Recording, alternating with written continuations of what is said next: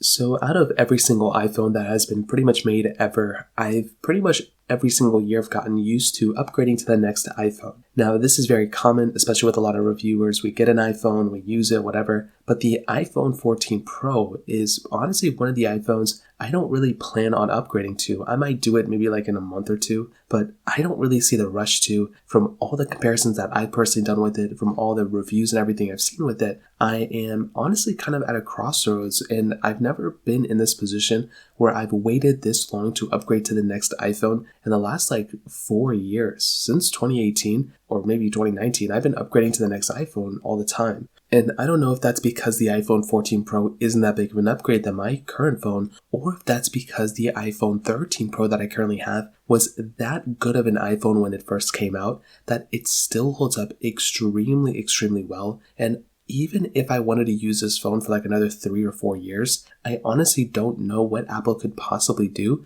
to make me want to upgrade to those next iPhones. So I will tell you, the iPhone 13 Pro is one of those iPhones that I'm kind of like addicted to when it comes down to it. I love using this phone. I think it's a great device. I think it was a great iPhone when it first came out, and I still think it's grown into an amazing iPhone as well. And after about a year and 3 months using it, or a year and 4 months, whatever it's been, I think this is one of those iPhones that if you wanted to buy today and you wanted to use an iPhone for years and years to come and still feel like you have a flagship, this is one of the closest things we have to an iPhone 10 in our like modern age, which is so insane to me. So I'll tell you, the body of this thing still holds up extremely well. I love this display. Having ProMotion on a phone like this will just future-proof this phone for so many years. And I just hope I can just reiterate that like time after time, because genuinely, if you're planning on buying an iPhone, you want it to have as many features as close as possible to those flagships. And again, when I have my iPhone 13 Pro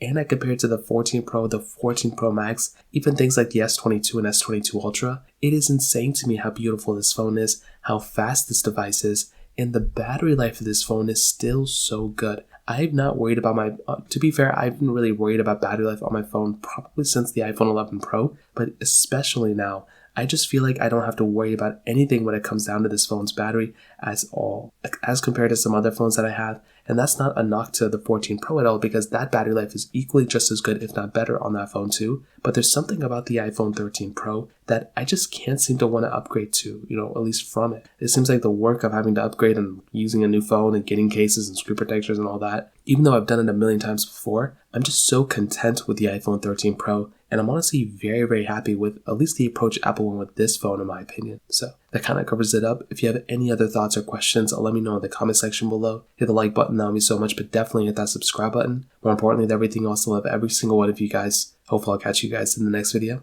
Peace out till then.